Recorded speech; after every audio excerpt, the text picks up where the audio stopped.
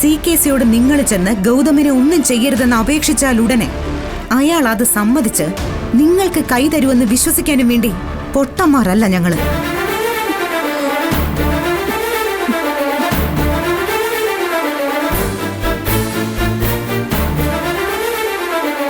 ആ കൈയെടുത്ത് ഗൗതമിന്റെ തലയിൽ വെച്ചിട്ട് അവിടെ നിങ്ങൾ സംസാരിച്ചത് മുഴുവനും പിന്നെ അവിടെ ഉണ്ടാക്കിയ കരാറു എന്താണെന്ന് സത്യം ചെയ്യാമോ നിങ്ങൾക്ക്?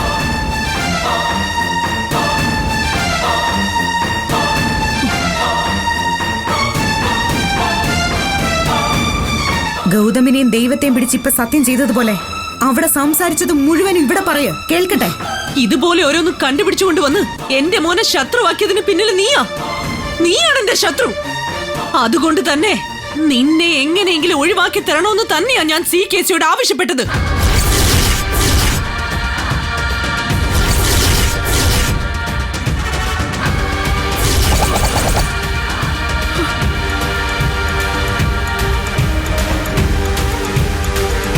ഇവളെ ഇഷ്ടമല്ല എന്ന് ഞാൻ ആദ്യം തന്നെ ഏട്ടത്തിയോട് പറഞ്ഞതല്ലേ?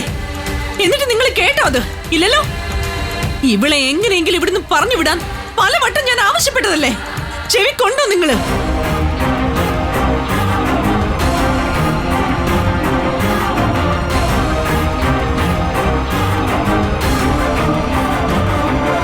ഇപ്പൊ എനിക്ക് വേറെ വഴിയില്ലാതെ ആയിപ്പോയി. അതെ, സത്യം തന്നെയാ ഞാൻ പറയുന്നത്.